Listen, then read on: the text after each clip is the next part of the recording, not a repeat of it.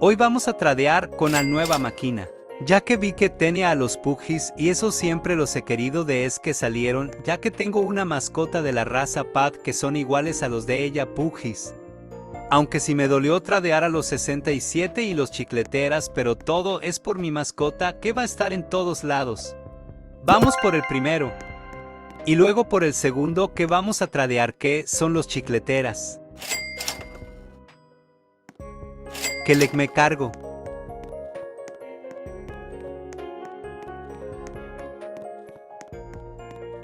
Me va a doler, pero todo sea por los Puggies. Vamos.